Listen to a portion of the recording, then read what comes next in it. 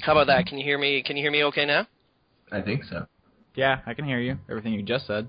Yeah, for some fucking reason my microphone's just, like, doing stupid shit. I don't know why. Fuck that microphone. Yeah, fuck that microphone. That microphone's all fucked up. Son of a bitch. Cocksucking motherfucker, ass, bitch. Cunt. Yes, cunt. You can't say cunt on the podcast, Johnny. Well, Why? You can... It's the only one that has any shock value anymore. It's the only one that people go, ooh. Not in England. That's a word. I know, but, like, how many English people listen to us, really? In England, you can't say fanny. Yeah, that means vagina. Yeah, it does. There it does, anyway. It's true. It's true. The more you know. Yeah. So I guess that means I need to come up with a new intro to the podcast pretty much off the cuff, right? Unless you want to be a big cunt about it.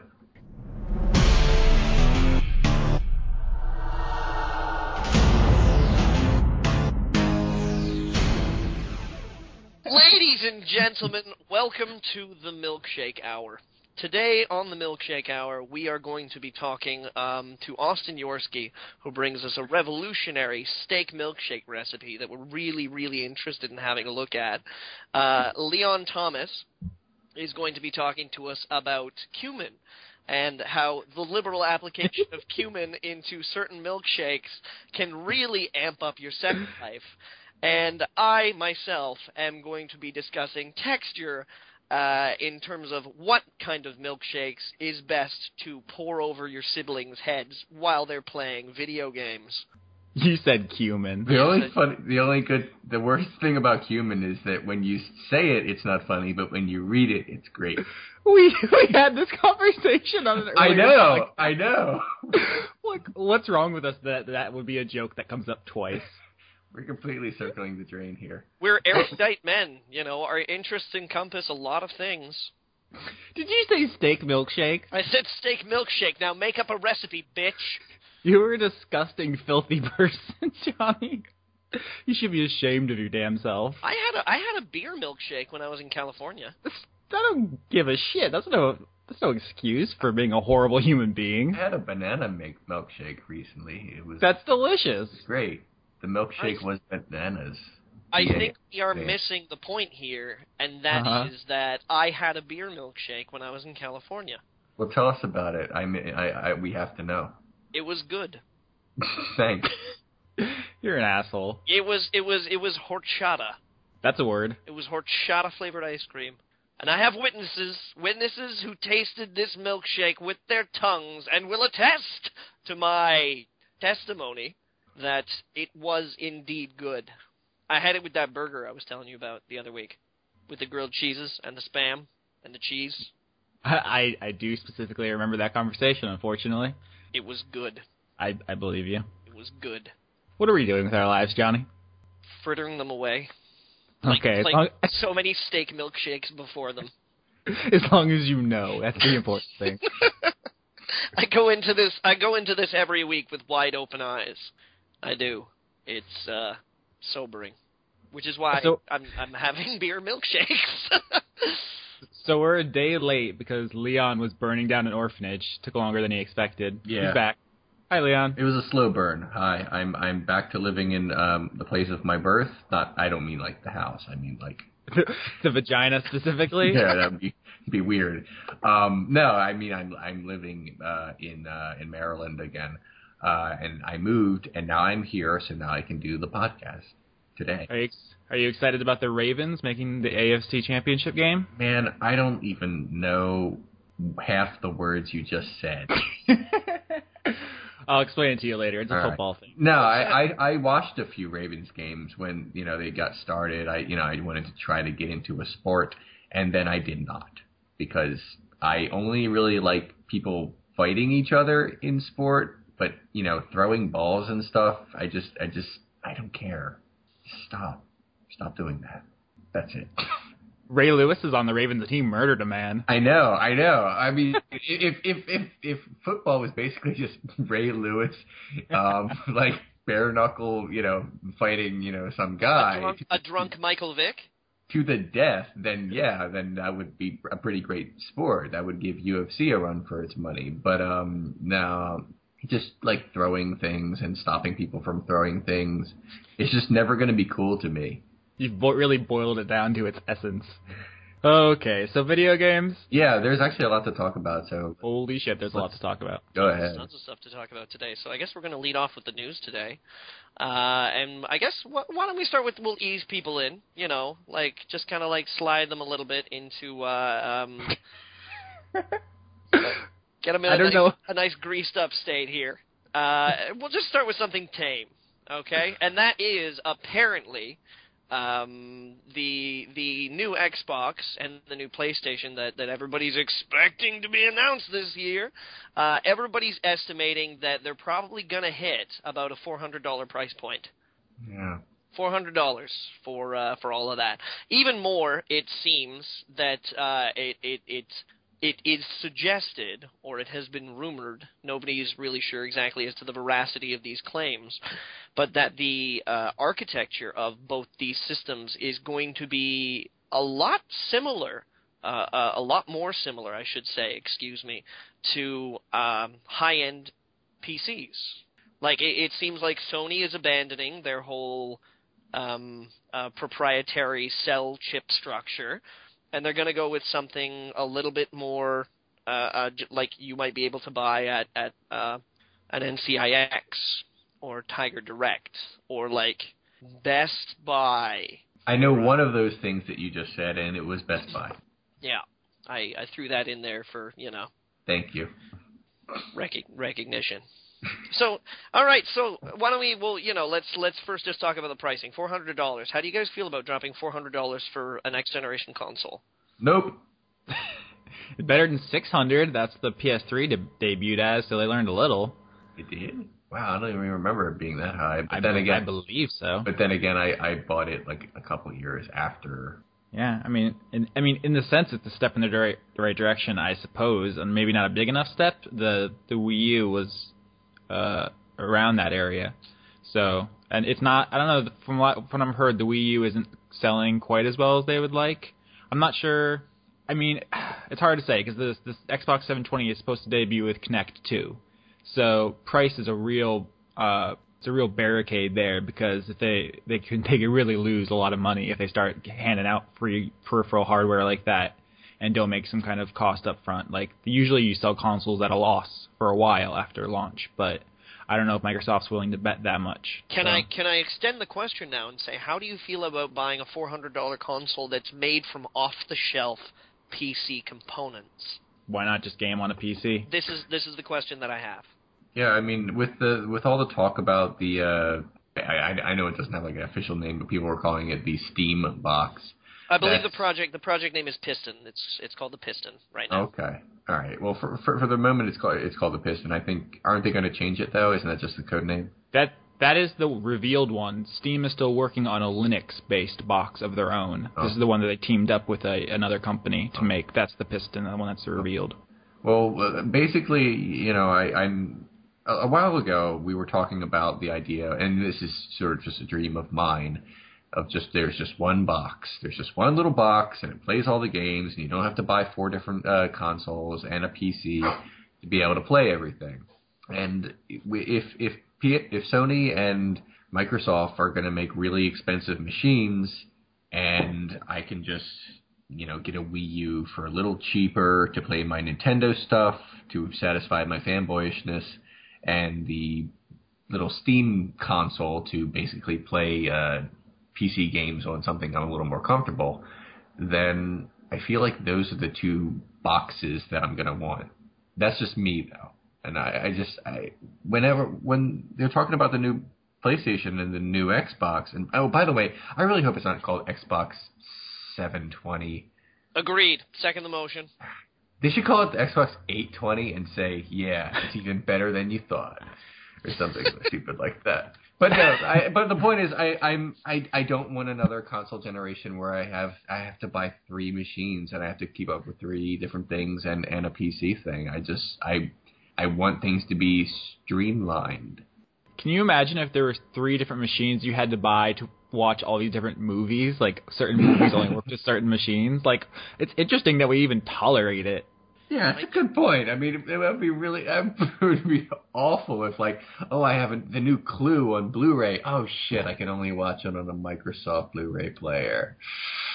Fuck. By the way, Clue is a great movie, and it just came out on Blu-ray last year. Agreed. Seconded. Okay. That will be your official part of this podcast.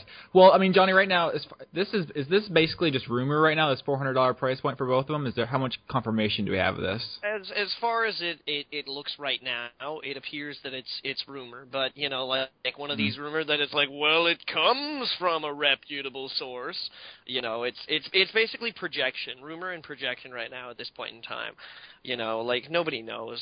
Sony could just come like flying out of the market, just like wail in the wind. We're talking windmill punches, just trying to knock those hardware specifications over. Like who knows whether or not they even recouped any of their costs on developing the cell structure by selling PS3s. If they didn't, then they might just stick with it a little bit longer to try and get a little bit more money out of that horse. But it's I wouldn't be surprised if it was right though. Honestly, because it seemed as though, gunning for the high-end, like super high-end price, like you said, the $600 launch for the PS3 it damaged them in the long run, I think. I know that a lot of people talk about how the PS3 was kind of like the little engine that could over the past however many years, about like, I can sell as many consoles too, just watch, guys! But I think that's largely due to like dropping prices and a thickening catalog of some games. But it has caught up thanks largely to its exclusives and price drops. But it was a long journey. Yeah. For them, unfortunately. And honestly, I think I've said it before. I don't expect the PS4 announcement this year. Or at least not anything too concrete. It might be just the reveal that it's in production, but I'm not even sure about that. But 400 sounds about right for the 720. So I obviously I would prefer if it was lower, but I think that's a fair compromise for what they appear to be bringing to the table. Listeners, how would you feel about forking over, say, $400 to get the next system when it's made out of off-the-shelf components? I mean, I'd also like to know, of course, if they were made custom or something like that, how you might feel about it. But, let us know. Let us know how you feel. Second, I think this is getting slightly a little bit more interesting. Let's talk about the NRA, because, Microsoft, Sony, NRA, three peas in a pod, am I right? Well, what about EA? Well, I want to get to that one. I want to make that the penultimate story. No, I'm saying EA and the NRA. Oh, right. Electronic Arts and the NRA. Excuse me. Right. It's our Medal of Honor discussion, which right. no way prefaced a terrible tragedy. No, not at all. But so, as some of you may be aware, the United States of America has been facing what we like to call in certain circles a little bit of gun violence lately. One of these, which I'm going to avoid trying to talk about as tartly as I usually do about subjects, but there was a pretty terrible shooting in Connecticut last month. If you don't know about it, then I honestly don't know where you get your news, but I'm talking about the Newtown shooting. And we're not going to talk about the shooting at all. However, we are going to talk about the NRA's response to the Newtown shooting. The NRA has, I feel wisely, been shutting their mouth just about every single time any kind of gun-based violence goes on in America when the casualty count rises anywhere above, like 5 people. They've kind of kept quiet about it, sort of sticking to their guns, as it were. But after the Newtown shooting, they did decide to open their mouths a little bit, and there was a little bit of loose talk, a few salty accusations that got flung in the direction of the video game industry, kind of having them go after mental care, the state of mental care in the United States, and whether or not people who are imbalanced are being properly addressed by the adequately equipped systems to address them. And then, I mean, we're all used to it, the age-old accusation that it's all because of video games. Now, I can't recall for the life of me if directly they said it's all because of video games. They said media. I believe they mentioned both music and film and games. Well, they said video games and specifically named a couple titles. They said Bulletstorm, Splatterhouse, and Mortal Kombat specifically. They mentioned Bulletstorm specifically? Yeah. Oh, fuck the NRA. I don't even care about your politics. Bulletstorm was awesome. I like to have Mortal Kombat. I mean, that's fantastic. What causes gun violence, guys? Fist fighting games. It's an actual household name, so people like sitting on their couches watching. Then why did they mention Bulletstorm? I mean, that was a vague failure. Well, because that also had a bit of a media firestorm about it when it happened. People were saying stuff about it, and it's recent in memory. Leon, wait. Maybe the increased publicity means you'll get a Bulletstorm sequel. So long as it's just them killing gun nuts, then I guess it'd be okay. But no, what was the controversy with Bulletstorm again? I'm sorry, I just played it and loved it and didn't care what anyone else said. So I lived in my bubble. You're not going to believe me. Someone said that it causes rape. Yeah. I don't remember there being rape. Was there rape in the game? No, there was no rape in the game. Oh, okay. I felt like I missed a mini game or something. No, I mean, I'll send you a link. The Fox News says Bulletstorm can make you a rapist. That's the headline. I just looked it up. It was a real story that was running around. They did a feature on it. It's not even the sexual game. It's not. It has nothing to do with it. I mean, they mentioned dicks a lot, but never in like a penetrative way. It was just like, what's a dick? Pretty much, yeah. So there we go. That's our news story. Getting far afield. Bulletstorm causes dick rape. But the point is that, okay, first of all, the fact that the NRA was making these accusations, that's old news. Yeah. More importantly is where they've gone from there. Like, there's not enough just to be throwing around, blame with no actual evidence. Now they've gone one step further. Johnny, tell the people. They made a video game. Yeah, they did. Yeah. They made a video game called NRA Practice Range that is currently available for the iPhone and the iPad. Now, to play devil's advocate here, in their defense, there's no shooting of people, there's no shooting of monsters that vaguely represent people, there's no levels that take place in elementary schools or anything like that. I mean, that would for me represent like an absolute total cluelessness. No, I mean, it's clear that it's a game about, like, just shooting targets. It's just you poke the target and the gun shoots the target, and then it's like, don't point it at your face, kids. Yeah, like, it's just an application to get you prepared to shoot people. That's all. But the timing of the release of the game is pretty hilarious when you go around telling people that video games corrupt the youth. Here is a video game about shooting. Like, it can't have been intentional, I don't think. I think they just don't realize the hypocrisy of the whole thing. Yeah, I mean, to go after, well, I mean, like, let's not mince words here. To go after video games and say that they are a cause, and then try and, like, turn that power for justice is, it demonstrates a naivety. Yeah.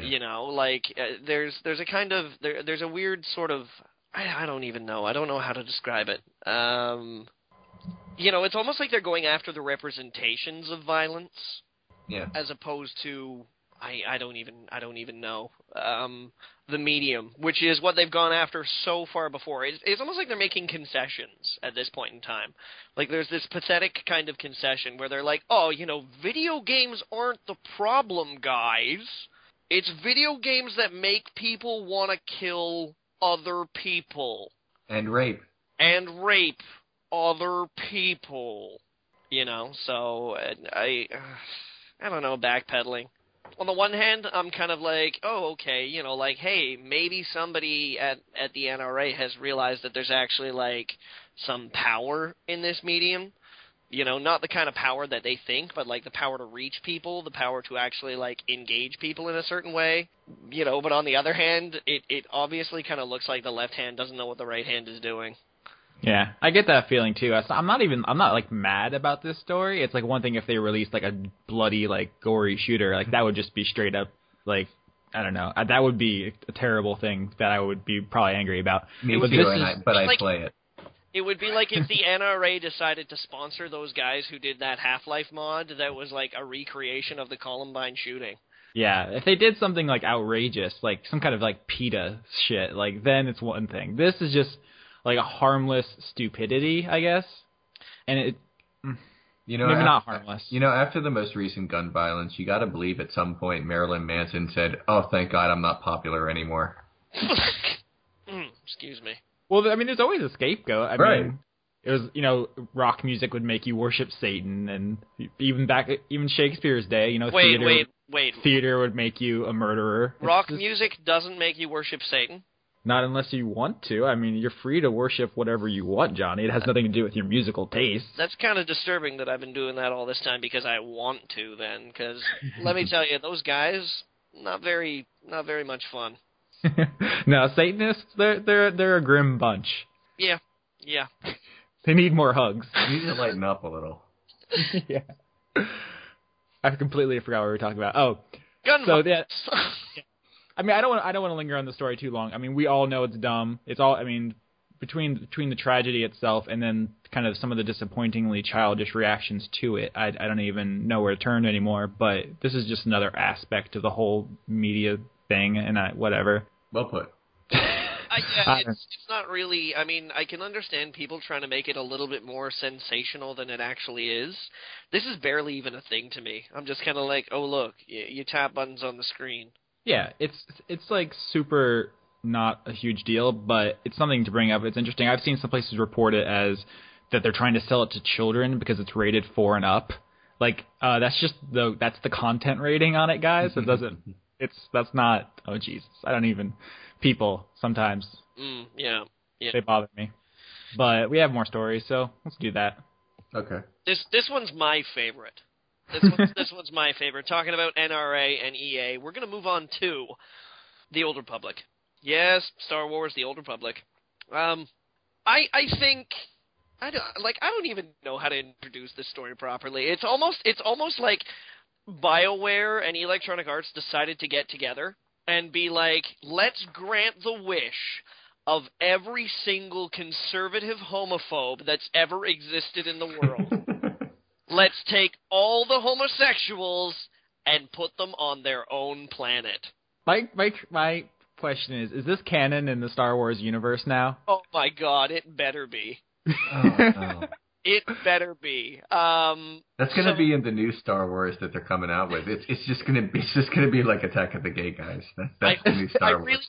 Oh my God! I really hope that rumored Zack Snyder project that he's denied doing. I really hope it's true, and I really hope it takes place on this planet. For those not aware, we're talking about a planet called Makeb.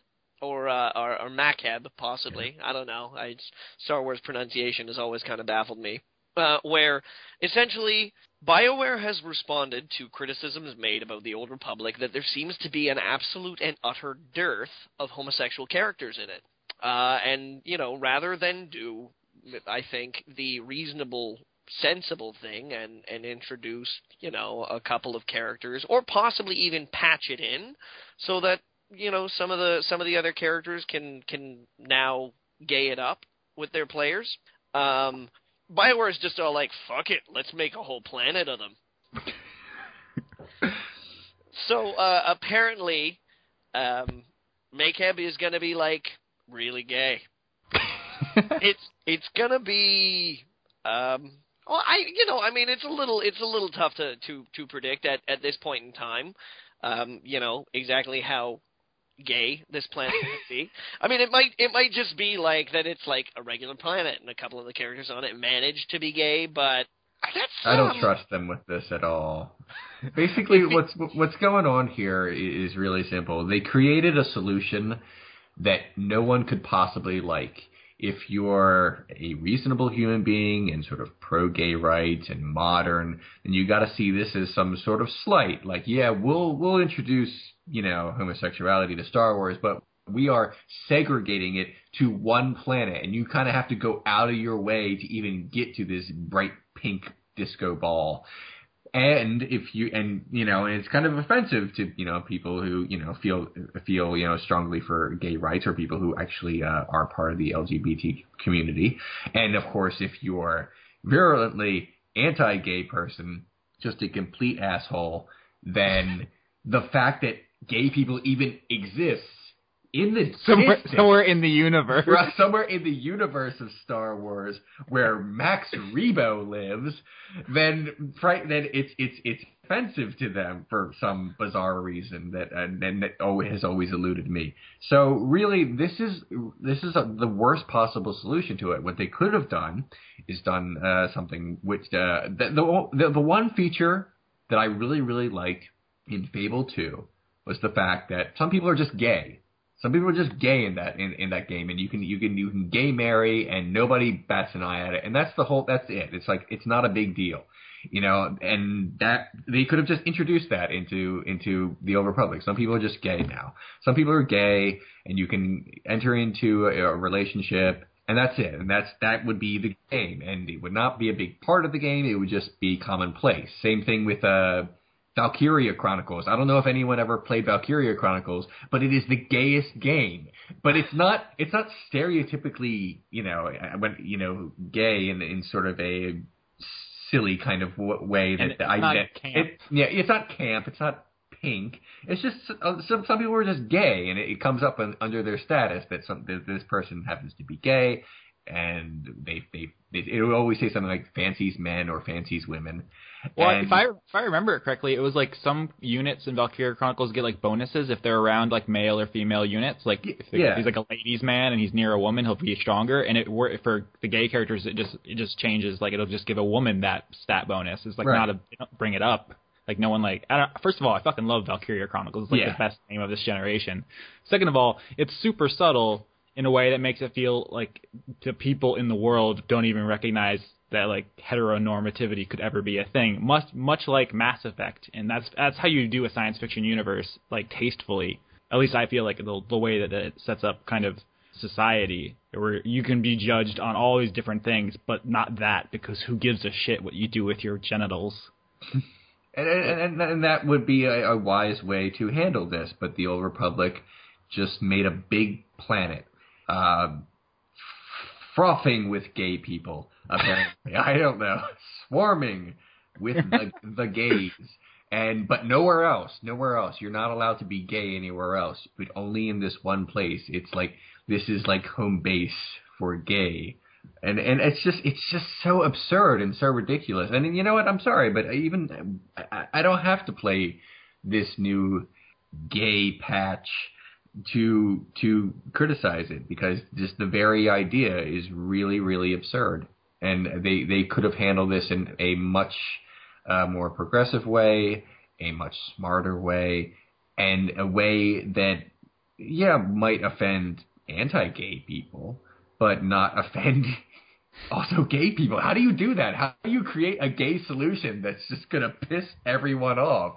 It is like the worst possible thing, and they managed to do it. It's almost impressive.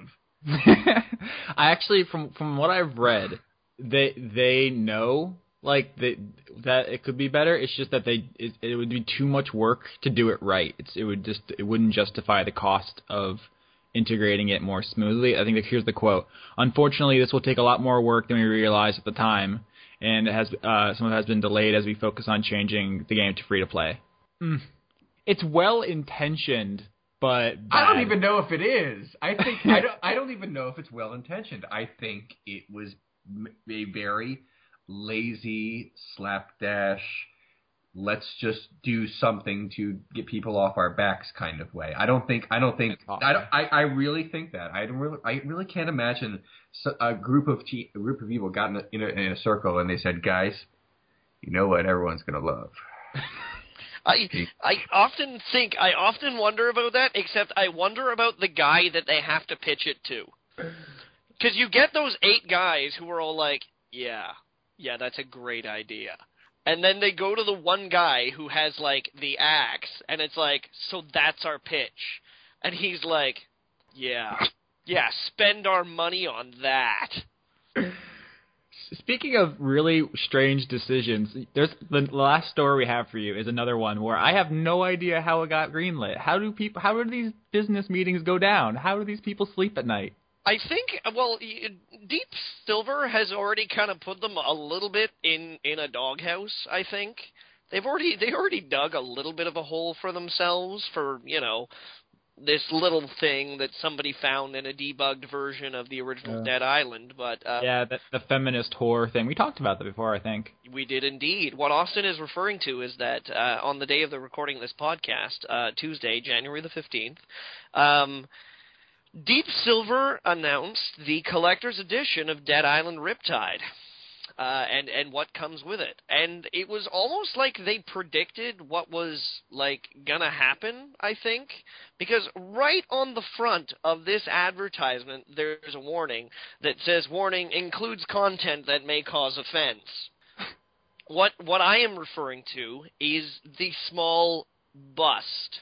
Huh. Now, yes, I gave it a moment for that to set in, and that's a double entendre right there, boys and girls, because not only is it a small statue, but it's actually a statue of a headless torso, a female headless torso, bikinied up, right in the Union Jack, breasts proudly on display, but rather than, a kind of a tasteful Renaissance sculpture, it's like fully dismembered. I think one quick detail. I think it was just the edition for the UK and Australia was getting the dismembered woman extra. Also, do you get an assault rifle for the North American one? Because no, man, that would just put a cap on it. I think you get like a bobblehead or something. First of all, second thing I want to point out, they've already apologized for this. Like, this is, as we speak, like, this is being taken care of. So right here, we're mostly just laughing at this. Like, this isn't like something we're like rallying against, because people knew it within seconds of seeing this. This was the worst idea ever. I want to say one quick thing. I personally am deeply offended that the developer would make this, and by this I mean a Dead Island sequel.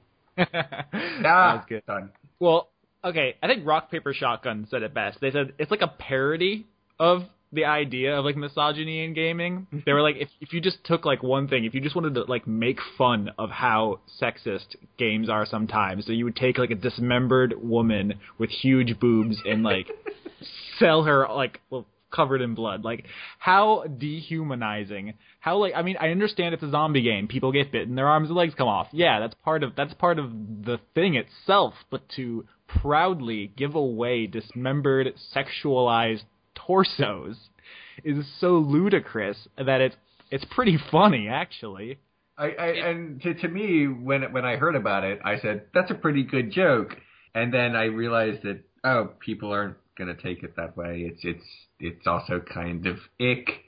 So yeah, I kind of get it. It's hard to really offend me with blood and gore and things of that nature. But yeah, I could see thinking that maybe just by the way they're presenting it, it could put some people off. Yeah, I sort of get it now. I was immediately reminded upon my initial viewing it of the Piranha 3D movies, Piranha 3D and its sequel, Piranha 3 Double D. It's a great name. It just this, like, I don't know if anybody here has actually seen like any of the Piranha movies. I saw the first Piranha 3D. And I think they're reboots, so I'm going to go ahead and say, like, the more recent ones, the ones that have, like, Adam Scott and, was it Jennifer Jason Leigh, or, no, it wasn't Jennifer Jason I'm aware of the films you're talking about, but I haven't actually seen them. They were pretty ridiculously parodic of, like, the whole monster slasher genre thing, but at the same time, they also pretty seriously indulged in all the things that they were parodying. Mm-hmm. Like, there was a lot of violence, a lot of gore, a lot of hypersexualized situations. They even went out of their way to hire some, like, very recognizable porn stars in roles just to show up, get naked, and then get killed. It's like we know we're doing it, so it's okay thing. Yeah, and that was the first time that I like, earlier today when I looked at this, like, Dead Island, I was like, That's a fine line, and I'm not sure you guys know which side of it you're walking on. I just have one last point that I want to make about this, and this is like one of the weirdly like interesting things I'm finding about the video game genre at this point in time, is that if this were to be made as like, you know, a movie, if that was a movie poster, nobody would bat an eyelash. Do you think so? I do honestly think so. I mean, you know, like I don't think that it would do a serious amount of business as a movie or anything like that. I don't think that it would necessarily be respected as a movie. In fact, I think it would probably just be the opposite. Like it might even be like just like, hey, direct to DVD release. But you know, there's it kind of like made it apparent in a certain way for me that there's a scrutiny that video games fall under. I sometimes feel that other media doesn't, and I think it's part of. I think that maybe as gamers we're a little protective of our own medium. You know, we really want games to be taken seriously. We want people to know that they don't cause you to become psychotic murderers.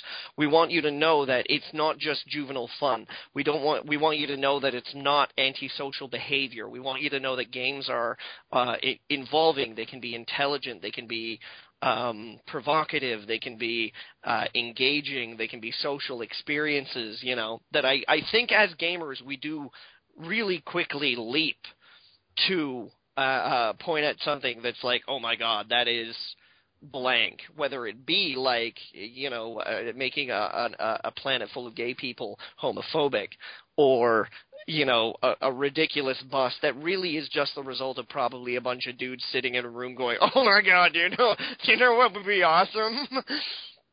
You know, I'm not saying that this behavior shouldn't be examined, and it's not like, you know, I'm not going to buy that. I don't think anybody should buy that. You know, Can you imagine if you walked in someone's house and they just had that on their bookshelf? That is precisely it. At what point in time did the guy who was responsible for coming up the idea be like, I would love to have that on my desk? In terms of not just video games, but in sort of a general sense, I feel like humor really does excuse a lot of things. That if you approach something in a way that is meant to soften the blow and meant in a way to let people in on the joke of what you're saying, even if it might be something that's offensive, then maybe excuse is the wrong word, but lessens the damage, lessens the blow to you when you experience it. When I saw this thing, I didn't see it originally. I saw the blowback, and then I looked at it, and I just said, "Oh, it's a joke because it's the fucking dismembered body with a bikini on it. It's goofy. That's, you know, it's horror funny." Again, and you know, just sort of looking at it from a perspective that is not my own, I can understand the discomfort. I don't think it should be banned, because I don't think art, even, you know, low art, should be banned. I'm not personally going out of my way to get one, but I like I said, I feel I don't mean to sit on the fence. I understand the outrage.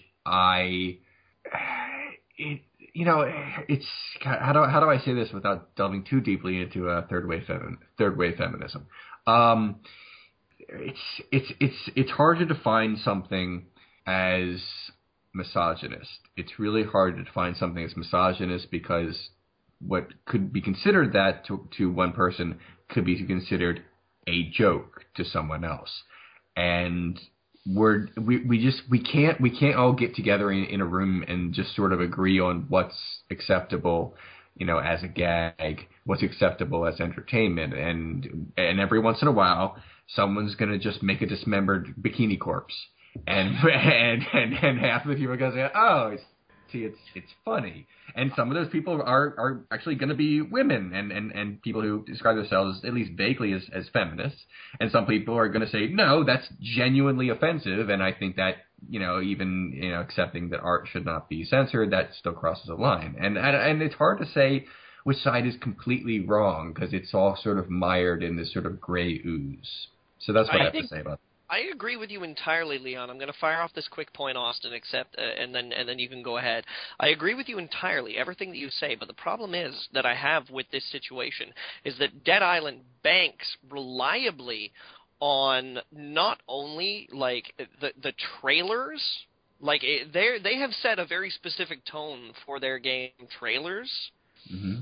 Which are, like trying to go emotionally. They are trying to be very heartful. Like everybody remembers the original trailer for the Dead Island with the family and the backwards, and then they tried to replicate that again with Dead Island 2. If they had been going after this kind of like campy, goofy B-movie exploitation kind of like zombie, oh crap, zombies, oh my god, women in bikinis, like I could take it as being kind of like either tongue-in-cheek or being directly kind of satirical, but it's not.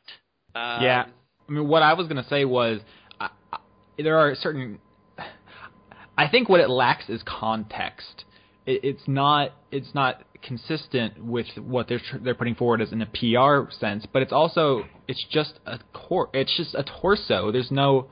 There's no joke to be in on. There's nothing else that relates to it in a way to make it humorous. It is just part of a dead person. So it's not funny. You can make death and dismemberment funny, like the Black Knight from Monty Python and the Holy Grail. That shit's hilarious because there was context for that dismemberment humor. Do you see what I'm saying? Yeah. Mm. Besides, it was only a flesh wound. It was. Of course. But as I'm saying, dismemberment can be hilarious. It's just not. Like, it's not funny. Like, I don't know. I mean, I'm not saying that they should have necessarily apologized, because they have. I mean, as long as they're not breaking any laws, they can do whatever they want. I don't want them to censor themselves. As a human being with feelings, I am kind of uncomfortable with it. It strikes me as dim. Like it was. I have an interesting question. And I never ever in my life ever want to sound like a men's rights activist because I hate those people so much. Would this be massively different if it were a male dismembered corpse? I still don't think it would be. I still don't think it would be funny, but I don't think it would carry the connotations within the gaming culture, because there's already a precedent set that gamers treat women a certain way, that they're not welcome, that we abuse and send death threats to people who speak out. Like, this is a thing that's happening, and within that within that cultural context, I think there's a certain connotation to something like this that wouldn't be there if it was just a man's torso. Yeah, that's fair. I'm with you, Austin, and I think that speaks to the point that I was trying to make earlier about how I feel that video games respond differently, or gamer culture indeed responds differently, particularly nowadays. The last 2 years, I would say, responds differently to these situations than any of their artistic or entertainment relatives. Anyway, speaking of women who are missing limbs, I played a game this week. Wait. Was it Paul McCartney's former girl? What? It's the first person I could think of, a woman who is missing limbs. Okay, so on Twitter earlier in the week, I mentioned that I played a game that gave me some feels, and some people were guessing. I got To the Moon. That was a good guess, but someone else hit it. They got it right. I'm going to describe this game in the way it was. I think I got a guess already. I'm going to describe this game to you. Many of you probably already guessed it, but I'm going to describe it in the way it was described to me, and then I'll go from there. It was like, hey, Austin, have you heard about that game that 4chan made about fucking crippled girls? Oh. Yep. Yeah. So am I guessing now? Is that what I'm guessing? I mean, I think it's pretty obvious to everyone what it is. Yeah, go ahead. Katawa Shoujo. My pronunciation is probably fucking abysmal, but it is a freeware visual novel. I believe Leon has played it. You said you just muttered that. I do want to get your opinions. I just want to preface with how I got up to playing this game. I played some of it as well, just so we're clear. I'm not like... Okay. Well, that's good. I should just say one thing before you continue. I played it, but I did not play it for hours and hours to the point that I was actually fucking anyone. I didn't get. There was a lot of build and no payoff, if so to speak. I played it and I was like, I don't like this enough, and I stopped before there was any kind of dirty stuff. Yeah, I didn't get to any wick dipping either. Okay, we'll get there, guys. I just want to say that initially, obviously, like most people, I was like, oh, 4chan, you silly bastards. And then I just forgot about it. People kept bringing it up. There's been, obviously interest in the gaming community for something so unique. And then recently, because, we did our end of the year game list. We did our best games and our best characters. Gabe put it on his surprises list because, it was surprisingly good. And that, from a recommendation from him, he's, pretty strict about what he likes. I considered that. But then I was thinking about it because I still wasn't planning on playing it. And we did an episode of this podcast earlier. I believe it was called Sexy Time with the Daleks. Yep.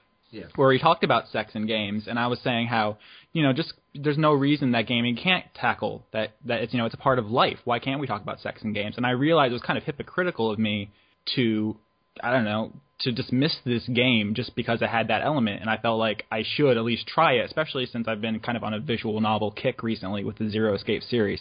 So, with all that said, I went into this game with kind of low expectations.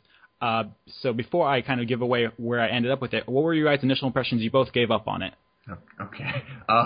Basically, how I felt about it, I didn't hate the story. I just felt like it was just too much story and not enough gameplay.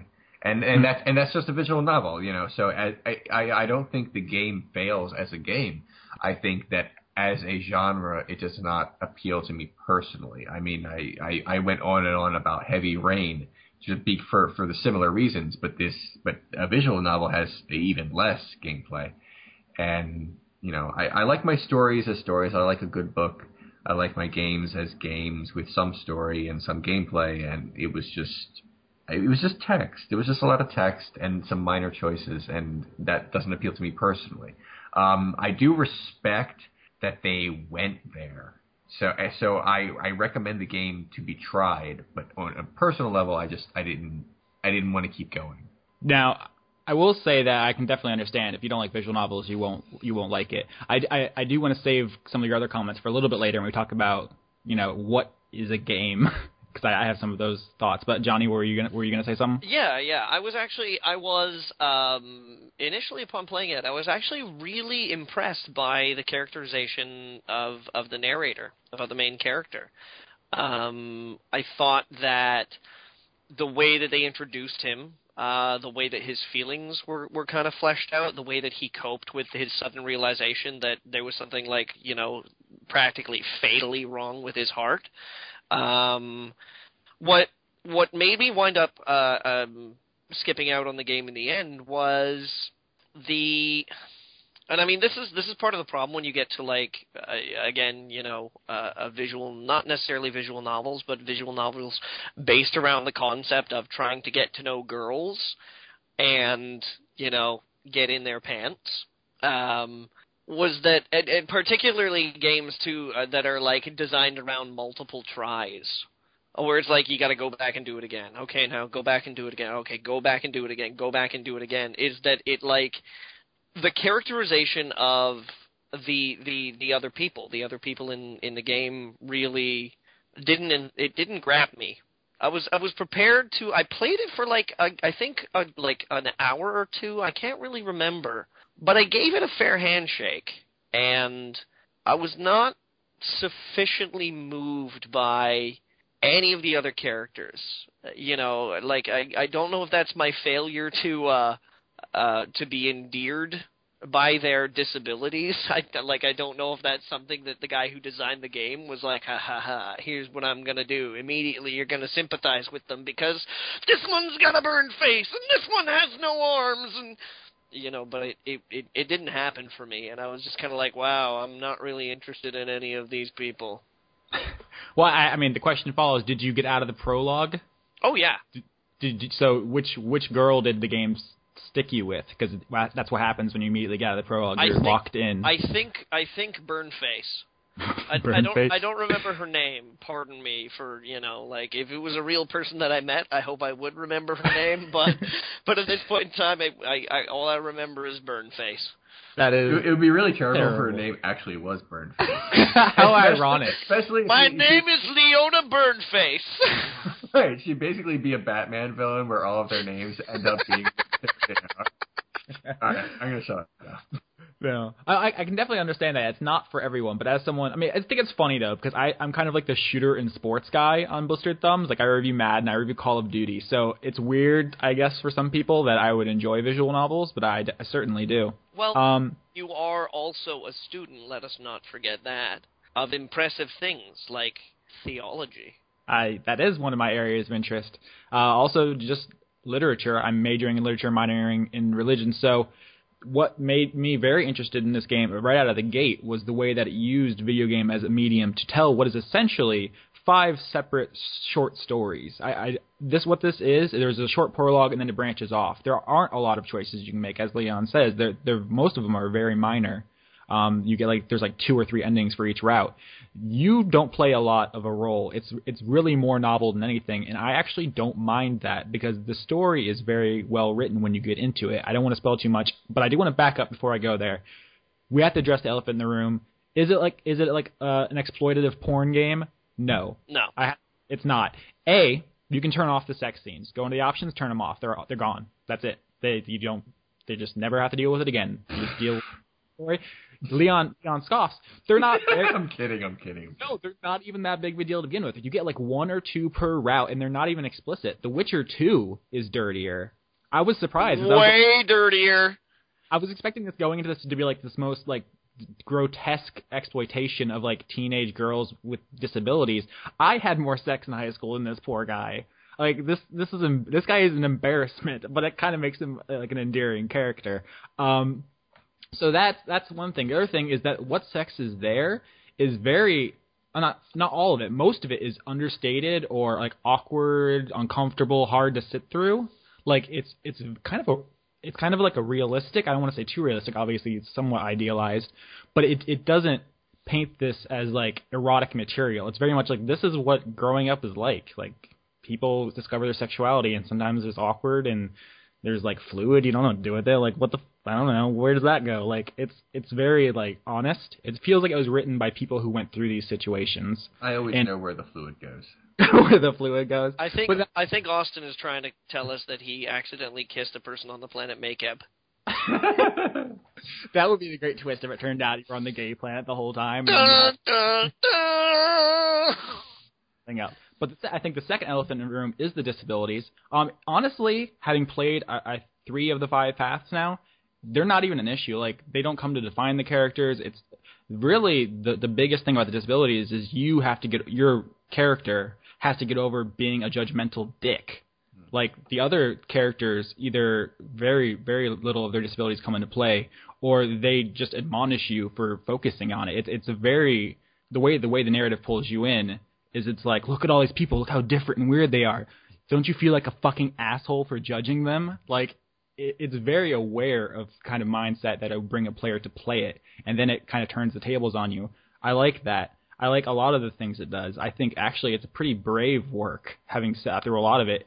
And I actually, like I said on Twitter, I had some really genuine emotion in some of these. Some of it is reflections of my personal experience. I think I probably have mentioned this before on the podcast, that I had some terrible knee injuries in high school. I spent a lot of time in and out of wheelchairs, on and off crutches. So when I went the route with the girl with no legs, a lot of that hit home. The physical therapy, the having to rely on other people. There's a lot of that, and I didn't cry, but it was close. Is all I'm saying.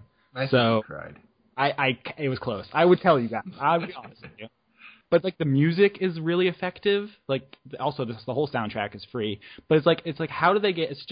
The credits are 30 seconds long. It's 20 guys from 4chan just got together and made a legitimate piece of art.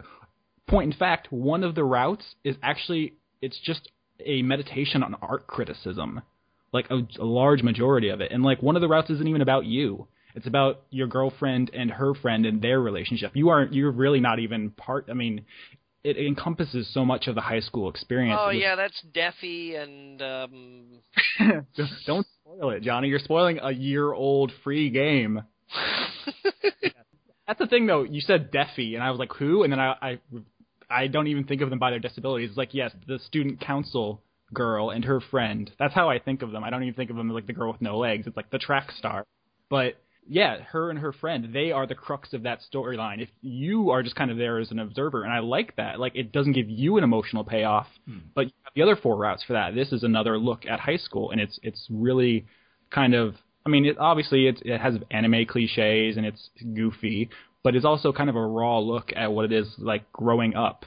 And the disabilities, you could take that whole element out, and the game would kind of stand on its own. You'd lose a lot of like the motifs and themes, like the heart stuff, like that. There's a lot to be said about that.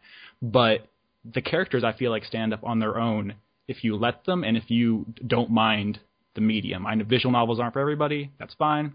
I just felt like personally that I had to eat some crow here for not giving it a chance in the first place. Well, good for you, Austin. When I thought about getting into game journalism, right, I thought I'd be writing a lot of articles that are like, yes, the graphics are good. And here I'm talking like, this game where you can butt fuck a track star really gave me feelings. Like, what the fuck is wrong with my life? Like, how did I get here? Oh, there's anal? Leon's like, now you have my attention. That's the thing, though. Answer the question! I'm actually asking this. It wasn't rhetorical. The only, like, infamous part. Yeah, there is a scene where you can experiment with anal sex with one of the girls, and it's portrayed as the most awkward, terrible thing that's ever happened to 2 human beings. And it's hilarious and also sad, and I think it portrays what it's like to be new to your sexuality in that time. I'm sure plenty of people have had sexual encounters in their teens that turned out like that. I love that it doesn't shy away from things like that. I didn't get any in my teens. You could totally turn off those scenes, though. You don't need to see any of that if you don't want to. It does add some characterization, as formative moments of youth often do. Poor Johnny, he's like stewing there. No, I'm sitting pretty right now. The present's all I care about. I was just saying, you know, I keep hearing things like that about this game. So every time I do, I kind of regret not finishing it. Just to see it firsthand, I don't know if I can bring myself to play a complete visual novel, even one that is apparently as good as this one. So. Like 5 hours per route, 5 routes, 25 hours of reading. That's a lot to commit to. Although it is free, I don't expect everyone to run out and do this. It's a commitment, but I think it's one that if you went to high school, you'll have some connection with it. Oh, there's my problem. That might be it. I'm just saying, as a slutty high school student, I really connected with that. So I may just have to play The Witcher 2 and insert my own tragic story into it, like in my head. Leon, I think that you will actually like The Witcher 2 if you did. People play keep it. saying that. I just mean that all the things that you tell me that you love about JRPGs, I see as being quite strong in The Witcher. You know, like, you don't create your own character. He's already got one. You lead him through really story-rich situations. It's not your typical Western RPG. It is also, like, hard as balls, if you want it to be. Yes, good. And it really is that explicit? Oh, yeah. Oh. Yeah, the scenes in Katawa Shoujo aren't really that explicit. Like, I've seen worse on, like, British television. Okay. And there's, like, a grand total of, like, 10 of them at the most. Fuck you, Austin. I'm sorry to sound like quite the pervert here. I heard that The Witcher 2 was dark. And like vaguely slutty. I didn't know it was that explicit. Well, no. The Witcher 2, I mean, you get, like, full frontal. There's a lot of... I believe, as Salt and Pepper would say, doing it and doing it and doing it. But I mean, the thing is that too, I don't want people to run out and buy The Witcher 2 just because it's got like naked boobies in it. You know, like it's a masterwork of gaming. It is my favorite role-playing game of all time. If you remove those elements, it would stand on its own, right? Absolutely. That's the important thing. Austin, other games that you've played, or do you still want to talk about the anal? That's going to have to work into the title somehow. No, I played a couple other games. I want to save them. We're running a little short on time. We tackled a lot of news stories, so I'll save the other games I played for next week because they are somewhat thematically connected. So. All right. Next week. Then I guess I'll begin. I played a couple of games this week. I'm not sure which one to start with. I finished Far Cry 3. I retook up the mantle of Dishonored. because that was a game that I was like, oh my god, I fucking love this game, and then I got distracted by Assassin's Creed 3 because it wouldn't goddamn work, and then I got it working, and I discovered that as soon as it was working, I was actually playing it, and I was like, oh, well, okay, I guess I better finish it. And I played a dark horse that I'm not sure either of you have heard of, called Kentucky Route Zero. Yeah, I have heard about that. Wasn't that kickstarted? Well, I'm not sure. I know it's indie, but... Yeah. Shall I start there, then? Sure. All right. Well, Kentucky Route Zero. It's a super stylistic point-and-click adventure game. Although not like many other adventure games I've ever played.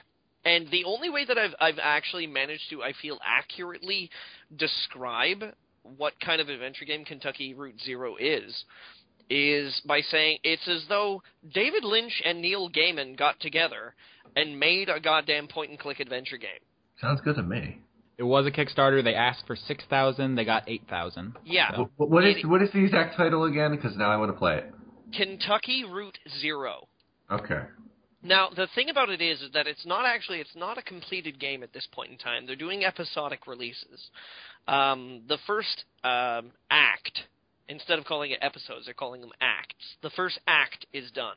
And it's so deliciously surreal, and yet like weirdly grounded at the same time. You know, like it stars this guy, Conway, I guess, is his name, although there are, like, other, major characters. There's at least one other major character in the first episode who works for an antique delivery service, and he's looking for this one address, and he shows up at this gas station on the side of the, Interstate 65 in Kentucky, and he's like, yeah, I'm looking for this address, and this blind guy who runs this gas station is like, oh, to find this address, it's a little tough to get to. You're going to have to get to Route Zero, and he's like, I've never heard of Route Zero.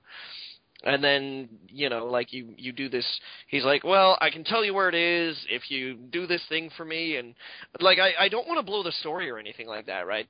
Because as an adventure game, it's so incredibly fascinating because it doesn't follow a lot of usual adventure game tropes, in the sense that it's not about picking up everything that isn't nailed down and then, using them all together. It's not like get Marshmallow, get Nail, get Chihuahua, nail Marshmallow to Chihuahua, use Chihuahua on Minefield. It's not. What kind of games have you been playing? Whatever it is, I want to play it. Send me a link to that Chihuahua Marshmallow game, please. It focuses on telling the story and actually getting to make characterization choices. So it'll get to a scene where you're in a dialogue and you get to choose how you respond to a question or a statement. And it shapes the way that character kind of appears and what you as the player kind of learn about that character. A lot of the gameplay appears to be. I've only played through the first act once right now, but I may go back and play it again because it's just got this eerie, strange atmosphere, and the art is fantastic. It's slightly reminiscent of Out of This World. Or if you're from the UK, I believe they called it Another World. Only it's trying to focus less on using the polygons as a representation of realism as to actually, just depict a scene.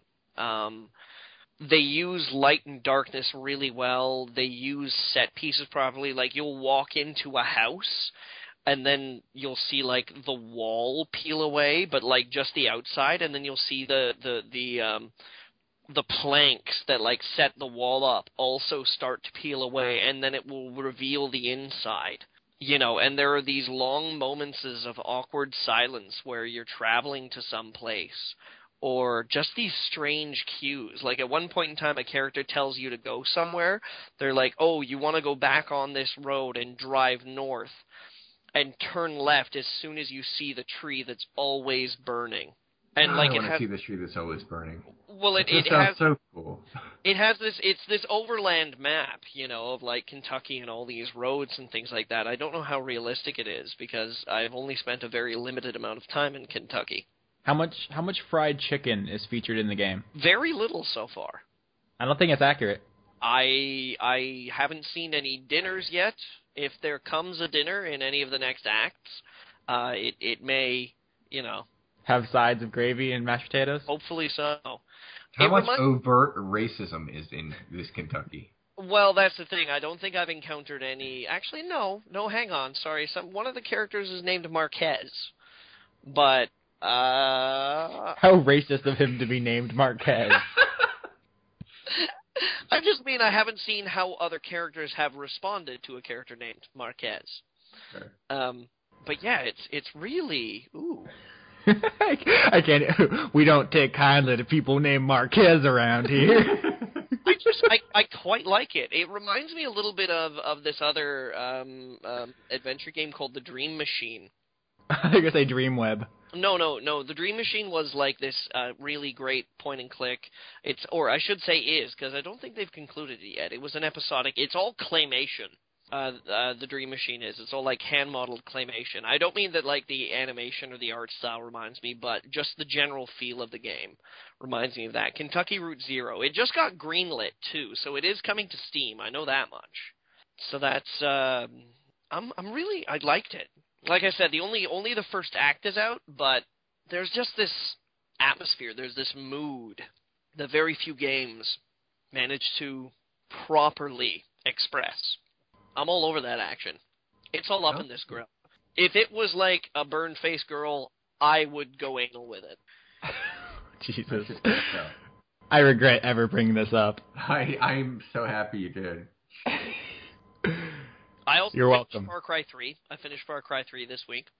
I can understand at this point in time now, having finished the campaign, how the writer kind of leapt to defense of the game of being, no, we're trying to examine the tropes of being like, the white guy and shooting all the people and then saving all the mystical noble savages and whatnot, But I gotta tell you, like, right at the end of it, I kind of get this sense of being like, oh, so you had this idea in your head, but you weren't actually engaging the player properly. It's a matter of presentation, you think? Yeah, that seems to be the case, because right at the end they try to, like, drop this. I mean, Austin, you're playing it, or have played it, right? I saw my brother start to play it. He just finished it, and he's going to send it over my way, and then I will play it. Yeah, okay. Well, I'll try not to be too explicit, but, right at the end they kind of present you with a situation that's sort of like, ooh, savagery, ooh, civilization, what are your motives? Oh, where are you from? Who are you? But it's pretty simplistic. They don't really touch that much on the issue during the course of the game. Like the main character, Jason Brody, is like, wait, Jason Brody, is that right? It sounds like a really douchey name, so that's probably right. I know his name is Jason. I think it's Jason Brody. Sorry, it's just that sounds weirdly familiar in a different way, as if like I knew a dude named Jason Brody. Anyways, so the main character, for the whole course of the game, is like total frat broing it up. Mm-hmm. Like even late in the game when you're supposed to be like doing terrible things, or during many parts of the game when you're doing goddamn terrible things like murdering the fuck out of people with knives and flamethrowers. The voiceover is always like, oh, dude, this is awesome, and yeah, how you like that? Like it doesn't really make it feel as if this is really making an effect on him. And I mean, it might have done differently if it came out in a year in which I hadn't played Spec Ops: The Line. Yeah, that kind of cabin in the woods, that shit. Yeah, and Spec Ops: The Line did a fantastic job of having the main character really devolve during the course of the game, and it's actually measurable, not just from his physical appearance, but if you actually listen to the voice acting, during the course of Spec Ops The Line, the things that, characters randomly yell out in combat at the beginning of the game change drastically to what the main character yells out at the end of the game. At the beginning of the game, it's all military commands. It's all like, put some fire over there. Oh my God, they're shooting at us. Or, oh, get in cover. And at the end of the game, it's all like, fuck you. I'm going to kill you. I'm going to rip your fucking throat out. Like, it gets really violent, and you can see the character changing, So by the time you reach the end of Spec Ops The Line, it's not only just it's not only observing through your own eyes, but it's actually seeing the main character change himself. Whereas Far Cry 3, it feels to me relies way too much on players who are playing a video game that is supposed to be violent, in which you're supposed to kill all these dudes, pause the game and look at their hands and be like, oh my God, what have I become? Which I think is taking on faith way too much. What players are going to be doing when they're playing a game that's supposed to be violent. So basically, you just don't think they pulled it off, but that you can tell they tried. They did not, but they did try. So I'm not interested in really calling bullshit on the writer being like, no, we tried to raise some interesting issues. They just didn't do it very well. Oh, I played one game. Oh yeah, sorry. I also. I'm sorry. One more thing, Leon. One more thing. I'm also I got back to Dishonored. I haven't gotten to anywhere new yet, but it's fucking awesome, and I'm kind of starting to think that maybe choosing XCOM was not the right decision for my game of the year. Well, we did get Dishonored a mention on the Moments of the Year list, so... Yep, true. It didn't go unrecognized. Yeah, I know that. I'm just, I'm tussling. I'm tussling with it. Leon. Oh, I played more New Super Mario Brothers U, but instead of, playing a level and then passing the controller to my wife, we hooked up the Wii remote so we could play together, and I realized more and more as we played that I'm really a single-player guy, because I can't play multiplayer co-op very well. It just goes so completely foreign to me. My wife's great at it. It's just I'm like, wait, I want to, but no coins, and it didn't work out well. It's entirely my fault. Leon doesn't play well with others. Yeah, that's basically it. I'm such a single-player guy. I mean. The style of games that I like the most, JRPGs and puzzle games, they're designed for one guy. With the exception of Tales, you can sort of play with other people, but Anyway, that's all I really was able to play. I was in 3 different states the past 7 days, so I haven't been able to rest. But now I am, and I can play something sometime this week and report back next time. So there you go. There we go. Do you want to talk about milkshakes or? Crap. What? Yeah, milkshakes was the one we decided on when the other one got screwed up. When we bollocks to the first one? Yeah. I'm sorry. It's all good. I mean, someone somewhere has to have drank a steak milkshake. That's a thing that happened somewhere. Yeah, I mean, obviously, a blender. Blenders exist. People have put things into it and drank the meaty contents. Drank the meaty content. Yeah. Drink the meaty contents of my milkshake. Jesus. Oh no. By the way, if that's not the title to the show, second choice would be answer the anal question. That's it. That's all I got. I really should be going. All right. Bye, guys. Bye. I was thinking either that or Chihuahua Marshmallow Landmine or whatever the hell you were going on before. I got a couple of good ones out tonight. We covered a lot of ground, and I still played 3 more games, so hopefully, yeah. Seriously, Devil May Cry. I'll be honest with you. I've played somewhere in the range of none of them. Devil May Cry is the most uneven series. 3 is great. Yeah. 1 doesn't hold up. 4 is okay, and 2 is terrible. Yeah. So none of them are on the same level of quality. I think DMC Devil May Cry, which is still a terrible name, falls somewhere around 4. It's okay. It's okay. Yeah, it's fine. Now, I think is that just in reference to like the other entries of the series, or objectively as games?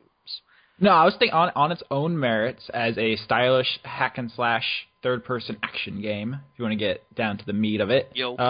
It's solid. Yep. It has relatively unimpressive visuals. It has kind of esoteric soundtrack. If you're not into that kind of metal, I can tolerate it. I'm not a super big fan. It's fine. The combat is simplified, but there are enough difficulty modes where you have to really be kind of off your rocker to complain about the difficulty. Just turn it up. Yeah, I mean there are things about the combat system that I'm not particularly fond of, but they're not outright broken. It's just it's okay. I don't know. I haven't gotten far enough to say how I feel about the social commentary they're going for. Yeah. That's a thing we'll have to deal with, but I don't know. I'm not offended by it. I mean, at this point, I don't see it any lower than a 6. So I'm sorry. You said that 3 was really good, or was it 4 that was really good? 3 is my favorite. I think 3 is the best balance of mechanics and like camp humor value. Yeah. And like ironic badassitude. Well, that is available on Steam. I think it's the best the series ever got. I think 4 was kind of a step back, but although it did introduce, that double arm mechanic thing, which is okay, I guess. I don't know what that is. Oh, it was just there was a move where you could like pull people to you instead of going after them. It was just a different way to do like crowd control if you're fighting a group of enemies. That was just a mechanic that they added. I see. Well, okay, maybe I'll wait until DMC, Devil May Cry, goes on sale then, because Capcom, I love what you're doing for the PC, but maybe you got to make better games.